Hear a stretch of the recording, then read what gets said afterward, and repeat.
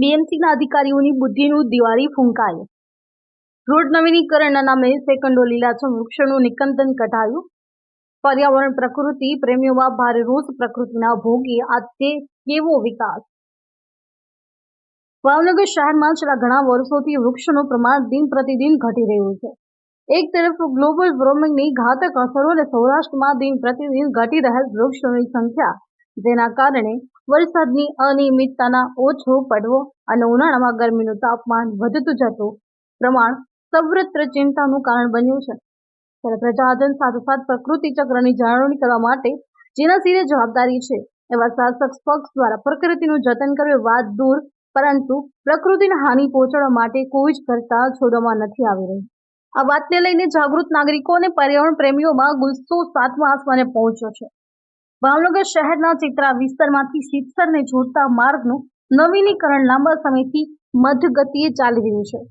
આ રોડના નવીનીકરણ માટે તંત્ર દ્વારા સૌપ્રથમ દબાણો દૂર કરવામાં આવ્યા હતા અને કોર્પોરેશનની માલિકીની જમીન કબજે લેવામાં આવી હતી. ત્યારબાદ નવીનીકરણનું બ્લુ પ્રિન્ટ તૈયાર કરી વિધિવત ખાતમુહૂર્ત કરી મંદ ગતિએ કામગીરી આગળ ચલાવવામાં આવી રહી છે. ભાવનગર શહેરના સૌરાષ્ટ્રના અન્ય જિલ્લાની સાથોસાથ વૃક્ષ લીલોતરીની દ્રષ્ટિએ ડાર્ક ઝોનમાં આવે છે. એટલે કે ભાવનગર શહેર અને જિલ્લામાં વૃક્ષોનું પ્રમાણ દિન પ્રતિદિન ઘટી રહ્યું છે. જેના કારણે અસમાનતા અને ગરમી સાથે ઋતુચક્ર ખોરવાઈ રહ્યું છે.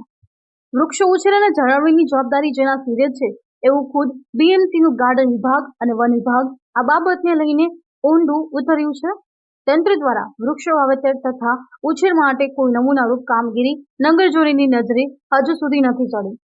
પણ રોડ કામમાં બાધારૂપ હોવાનું જાળવી જળમૂળથી કાપી પ્રકૃતિનો વિનાશ કરી રહ્યા છે.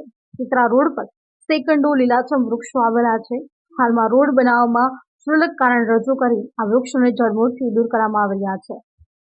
માયકાંગની જનતા તંત્રનો ફક્ત તમાશો નિહાળવા સિવાય બીજું કશું જ નથી કરી રહી અને તંત્રની વાતને મૂક સમર્થન આપ્યું હોય કેમ ફક્ત તંત્રનો તમાશો નિહાળી રહ્યા છે.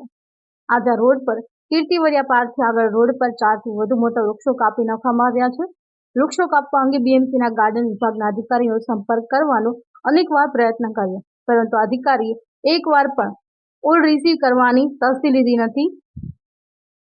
ત્યારે લોકોના મનમાં એવા સવાલો ઉદ્ભવી રહ્યા છે કે તંત્ર વિકાસના નામે પ્રકૃતિનું નિકંદન આખરે ક્યાં સુધી કાઢ્યા કરશે.